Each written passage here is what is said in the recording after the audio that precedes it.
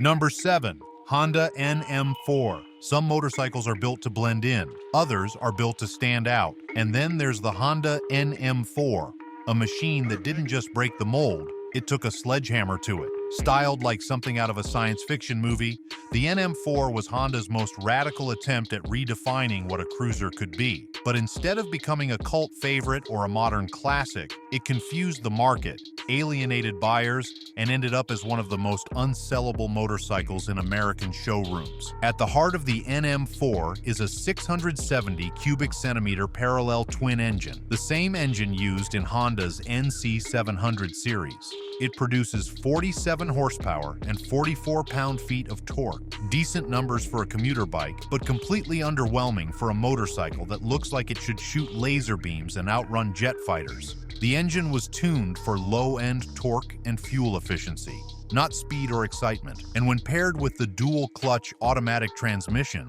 it became clear that this bike was designed more for comfort and convenience than performance or adrenaline. Weighing in at 561 pounds with a seat height of 25.6 inches, the NM4 was physically low and heavy. It was surprisingly manageable at low speeds thanks to its long wheelbase and low center of gravity, but that's where the positives ended. The handling was sluggish, cornering clearance was minimal, and the forward foot controls combined with an extreme riding position made it feel more like a motorized lounge chair than a motorcycle. The seat was sculpted like a backrest recliner, and while it provided decent comfort, it also made the rider look and feel like they were sitting in a sci-fi armchair. Styling is where the NM4 drew the most attention and the most criticism. With its blacked-out bodywork, sharp angular lines, and massive front fairing, it looked more like a concept vehicle than something you'd expect to see on a dealership floor. It didn't resemble a cruiser, a sport bike, or a tourer. It was its own category,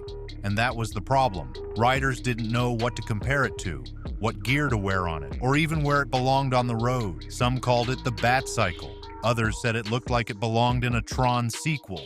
But very few saw it and thought, I want to ride that. With a starting price of $10,999, the NM4 wasn't cheap either. That price tag placed it up against tried-and-true models from Harley Davidson, Indian, and even other Hondas with more practical features. Riders considering a cruiser at that price expected thunderous V-twin torque, customization options, and a traditional silhouette, not a strange plastic spaceship with minimal storage and commuter-level performance. The NM4 also lacked versatility. There was no real luggage space, no wind protection for touring, and no performance advantage for spirited riding. It was a bike you bought purely for its appearance, but only if you were willing to live with the strange ergonomics and low power. It tried to be a cruiser, a tourer, and a concept bike all at once, and ended up fitting in nowhere.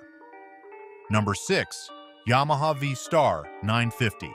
Simplicity can be a good thing, but when it comes to motorcycles in a crowded cruiser market, being too simple can backfire. That's exactly what happened with the Yamaha V-Star 950. Introduced as an easy-to-ride, low-maintenance V-twin cruiser, it had all the ingredients to be a staple in Yamaha's lineup. And yet, despite its reliability and classic styling, it never earned the fan base it needed. Today, it sits in the shadow of more charismatic rivals, quietly collecting dust in dealership corners across America. Underneath its long, low frame is a reliable air-cooled V-twin engine with a displacement of 942 cubic centimeters. It produces 54 horsepower and 58 pound-feet of torque.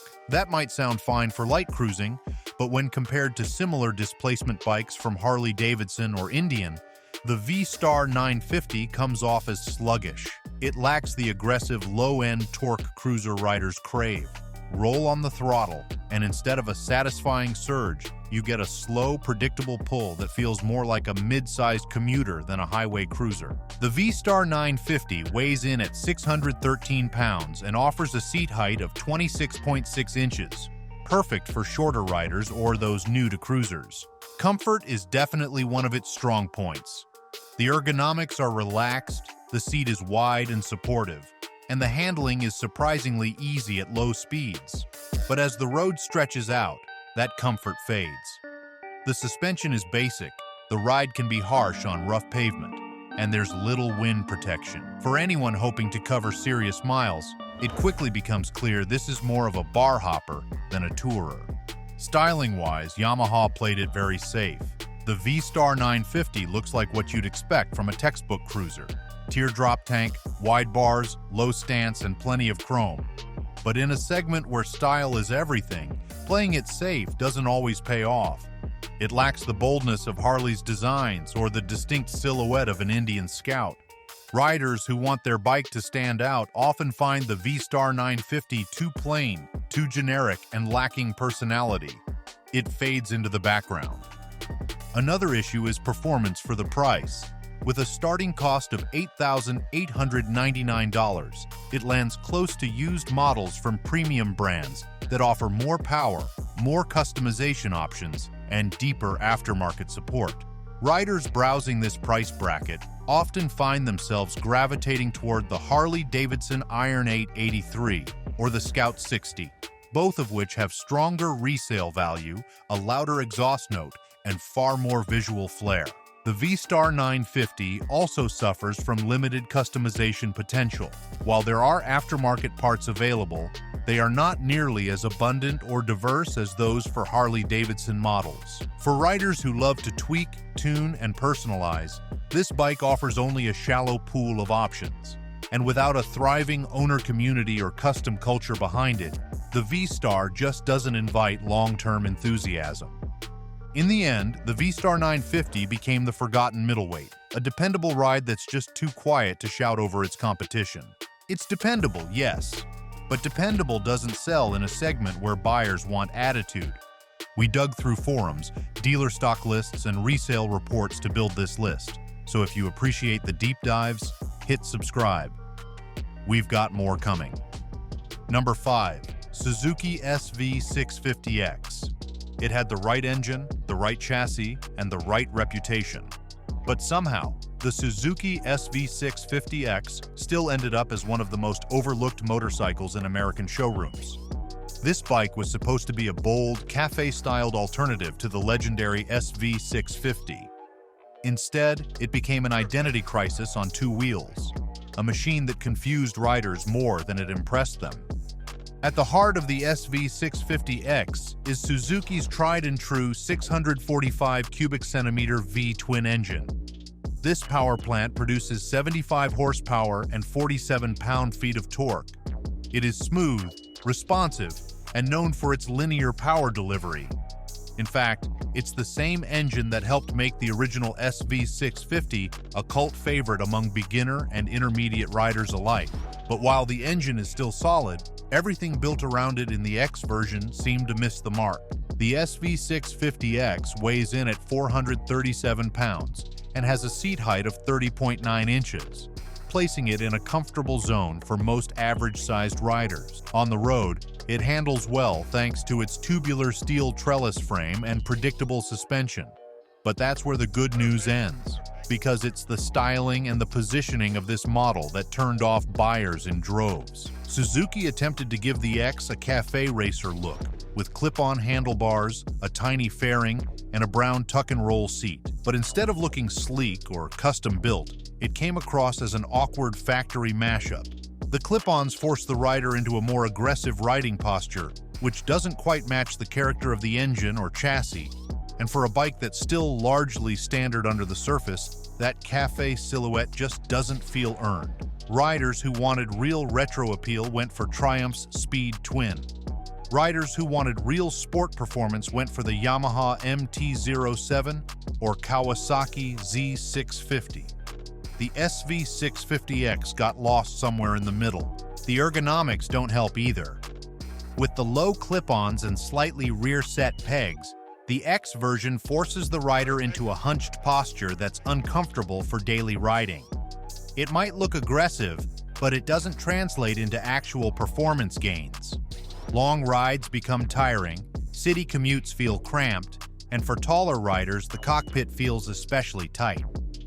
The original SV650 was known for its comfort, something the X sacrificed in the name of style, and the payoff just wasn't worth it. Another issue is price positioning. The SV650X carries a starting price of $8,499. That's several $100s more than the standard SV650, which delivers the same performance in a more comfortable and neutral package. Riders were quick to spot that, and many simply skipped the X for its simpler sibling. And when stacked against rivals in that price range offering more power or more advanced tech, the X simply faded into the background. The aftermarket community didn't rally around the X either. With fewer parts made specifically for its unique fairing and layout, customizing the bike becomes a chore. A cafe racer should be cool and edgy. This one just felt like cosplay. Number 4.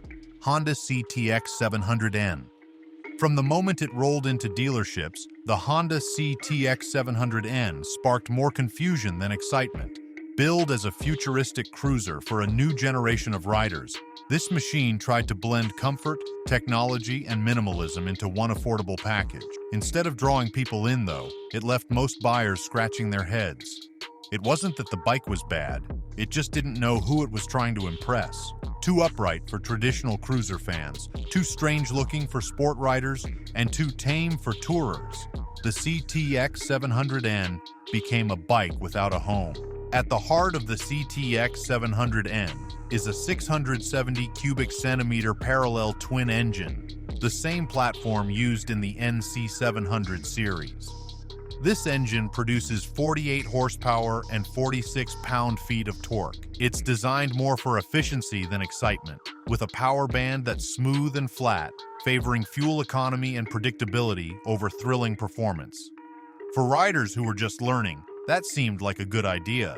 But even beginners quickly noticed the lack of power when trying to merge onto highways or keep pace with more spirited machines on the back roads. The CTX also features Honda's dual-clutch transmission, a fully automatic system with manual shift override designed to remove the intimidation of clutch control. While the technology works flawlessly, it didn't appeal to cruiser riders who enjoy a more hands-on mechanical experience.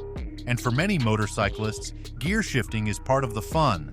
Removing it stripped away a core part of what makes riding engaging. Even though the DCT system is advanced and intuitive, it just didn't connect with the kind of people Honda hoped to attract. The bike weighs in at 475 pounds and sits low with a 28.3-inch seat height, making it very approachable for smaller or newer riders. On city streets, it's manageable, nimble, and easy to ride. But that's also part of the problem. It feels more like a commuter scooter than a cruiser. With limited wind protection, soft suspension, and no luggage space in its base form, it lacks the versatility that many riders expect even from an entry-level cruiser. Those looking for weekend escapes or cross-state road trips were left wanting more. Visually, the CTX 700N is a polarizing machine. With its forward-leaning profile, unusual fairing, and under-seat fuel tank, it doesn't look like any other cruiser on the road. Some riders appreciated its unique presence, but many found it too unconventional.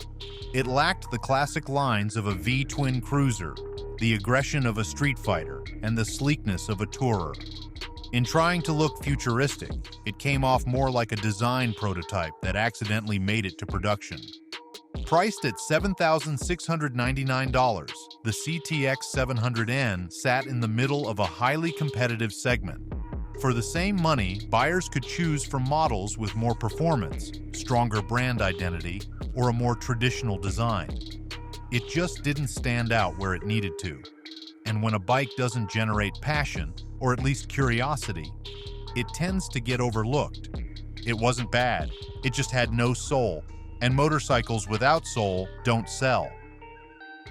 Number 3. Yamaha FZ8. There are motorcycles that land in the sweet spot between practicality and performance. And then there are bikes like the Yamaha FZ8. Released as the middle child between the FZ6 and the FZ1, the FZ8 was supposed to be a well-balanced, affordable naked bike for riders who wanted more punch than a 600, but weren't ready for a leader-class machine. Instead, it became one of Yamaha's most forgettable models, an underwhelming performer that faded from dealerships and rider memory almost as quickly as it arrived. At its core is a 779 cubic centimeter inline 4 engine, producing a respectable 104 horsepower and 61 pound-feet of torque. On paper, those numbers suggest a bike that should be exciting to ride. And to be fair, the FZ8 does pull hard once you get it into the mid-range, but it takes time to wake up. Below 5,000 revolutions per minute, the engine feels sleepy, almost like it's holding something back. And in a world where riders are demanding instant throttle response and lively character, the FZ8 feels a bit too reserved for its own good. The bike weighs in at 467 pounds and offers a seat height of 32 inches, fairly neutral for the class. Handling is predictable and solid, but not especially sharp. Compared to rivals like the Kawasaki Z900 or the Triumph Street Triple, the FZ8 feels heavier in corners and less responsive to quick rider input. It's stable, yes, but not playful. For a naked sport bike, that's a problem. Visually, the FZ8 wasn't bold enough to stand out. Its design borrowed heavily from the FZ line, with a compact headlight, minimal bodywork, and a blacked-out engine. But it lacked flair. There was nothing about the FZ8 that made people turn their heads or get excited. It looked like a placeholder bike, something to tide Yamaha over until the next big release. And unfortunately, that's exactly how it was treated. The bigger issue was how it fit, or didn't fit, into Yamaha's lineup. Riders coming from the FZ6 expected something more aggressive. Riders comparing it to the FZ1 found it lacked the raw torque and top-end rush they craved. And with a starting price of $8,599 at launch, the FZ8 was just expensive enough to make buyers hesitate. For just a few $100s more, they could step up to bikes with better suspension, better electronics, and stronger brand identity. The FZ8 also lacked the refinement that newer riders have come to expect. It featured basic suspension, dated brakes, and no advanced rider aids. No traction control, no ride modes, no ABS, unless you opted for a higher spec version. In a post-2010 world, that simply wasn't enough. Riders were already gravitating toward more tech-packed machines that offered safety and customization alongside performance. The FZ8 felt like it was built for yesterday's rider in tomorrow's market. Too slow for sport riders, too bland for commuters, the FZ8 was the bike nobody chose. Number 2, Honda CTX1300. It was supposed to be the next chapter in long-distance comfort, a bold attempt to fuse cruiser styling with the legendary touring performance of Honda's Goldwing.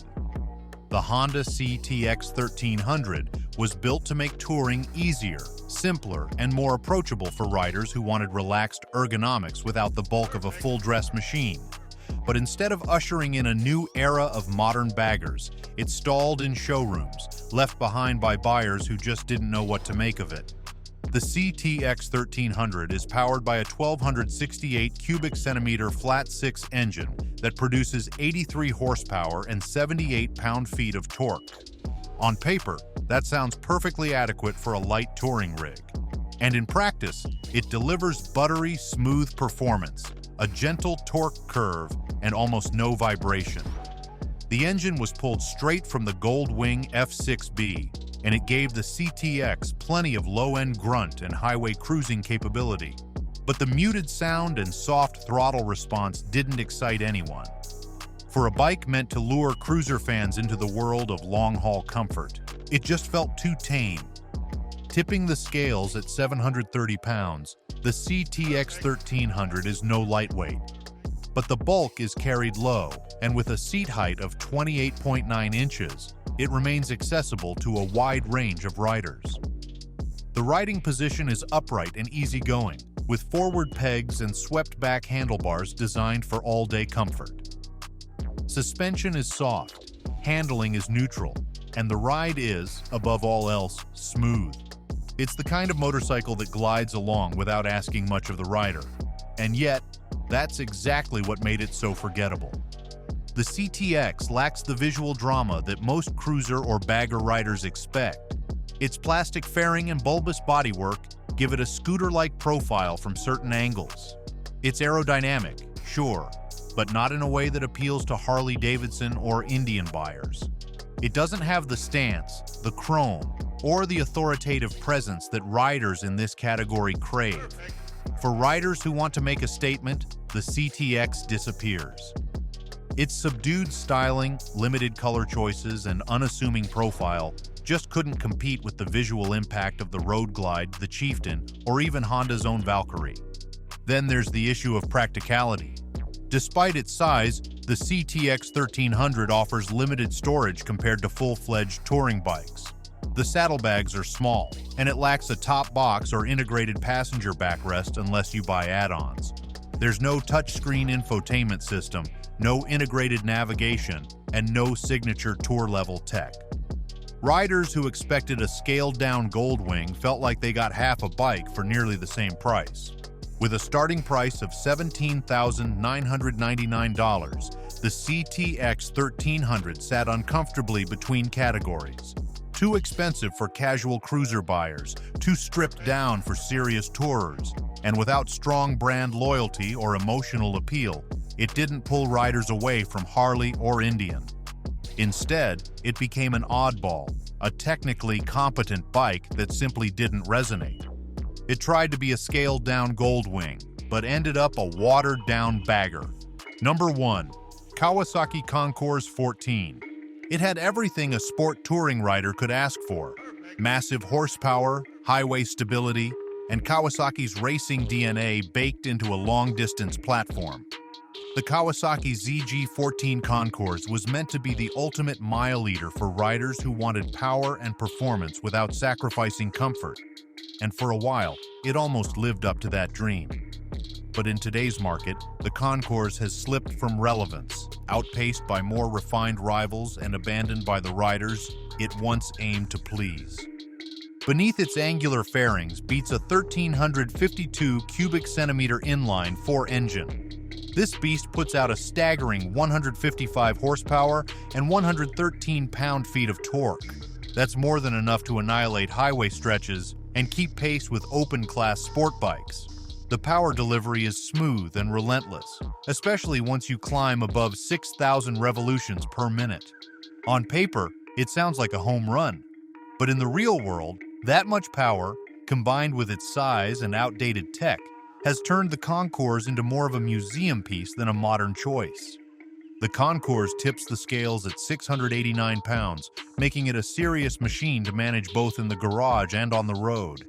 While it offers rock-solid high-speed stability and a surprisingly sporty ride through sweeping curves, it lacks the nimbleness that many modern riders expect from sport touring machines. Tight U-turns, city riding, and parking lot maneuvers reveal just how bulky the bike has become. And when compared to newer offerings like the Yamaha Tracer 9 GT or BMW's R1250 RT, the Concours starts to feel like a relic. Comfort-wise, it delivers a mostly upright riding position, plush two-up seating, and integrated hard saddlebags. It also comes equipped with shaft drive, adjustable suspension, and a large fuel tank that makes it ideal for long hauls. But that's where the advantages start to fade. The Concours lacks modern rider aids like cornering ABS, electronic suspension, or traction control that adapts in real time. Its analog dash, clunky button layout, and basic electronics package feel a generation behind. Even the windscreen, while electrically adjustable, doesn't offer the level of customization found on rival models. With a starting price of $16,599 in its final model year, the Concours looked like a bargain on the surface. But buyers quickly realized they were getting older tech at a premium cost. And with Kawasaki quietly discontinuing the model in the United States, support has started to thin out. Riders looking for dealer service, parts, and long-term ownership support are finding fewer options every year. That's enough to make even loyal Kawasaki fans think twice.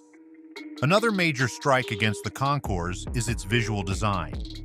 While sharp and aggressive when it debuted, its look has barely changed since the late 2000s. In a world of LED lighting, sleek fairings, and futuristic instrument clusters, the Concours looks stuck in time.